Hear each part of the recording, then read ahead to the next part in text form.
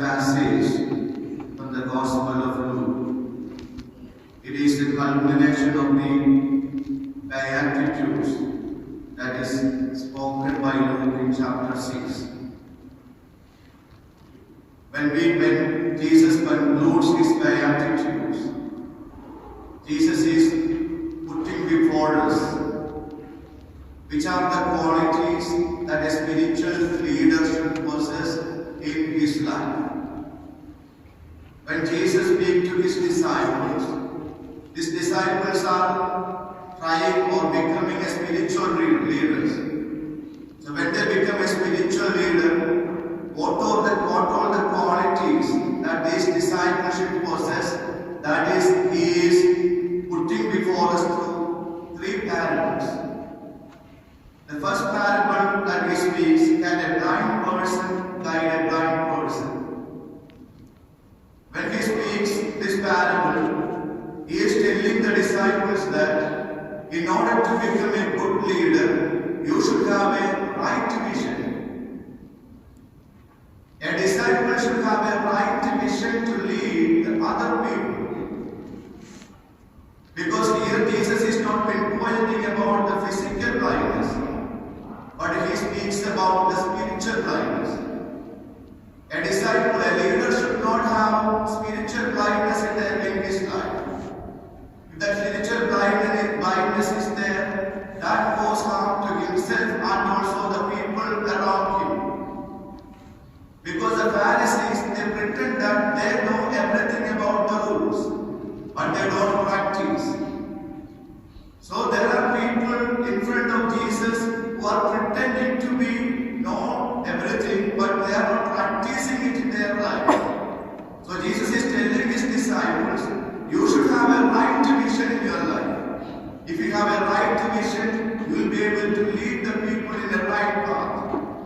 For that, you have to take Jesus into your life. That's why when Jesus says, no disciple is superior to the teacher, but when fully trained, every disciple will be like his teacher. Every disciple is called to be like teacher. That means he has to become Christ. He has to become Jesus. The Jesus compassion and Jesus humility, Jesus love for the poor, those virtues you should develop in your life. You should be guided by that virtues. That is what Jesus is insisting his first parable to the disciples. The second parable is that when you have a log in your eye, how can you say that I will take away the speck in your brother's eye? There is a log in your eye, and you are telling to your brother that I will take out the speck. How can you say that? Jesus is telling to his disciple that you should accept your own limitations first. When a disciple accepts their own limitations, he will be able to understand the problems of the other. Our problem is that we don't accept our limitations, our shortcomings. We have to first accept our shortcomings. Then you will be able to understand the problem that the other person is facing. So Jesus is insisting his disciples to first go into yourself, understand the problem that you have in your life. When you understand your life, you will be able to correct the other person.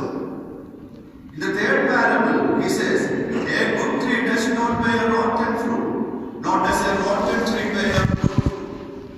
When Jesus speaks about this, he is telling to his disciples, you should have a good treasure in your heart. You should be endowed with different virtues in your life. When that virtues you have nurtured in your life, that will be shown through your work, your deed, and your external expressions.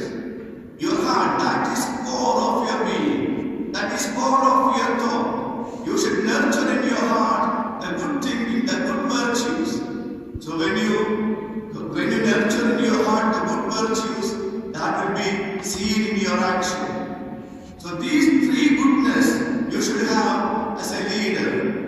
That is, you should have good right vision, you should understand your limitation, and you should nurture your heart with virtues. When we possess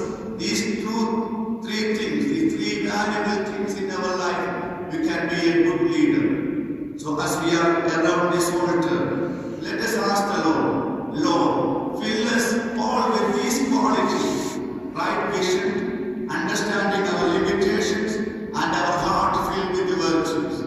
When we have these things in our life, we will become a good leader, a good disciple of Jesus Christ. Let us pray for that while we offer this Holy Eucharist.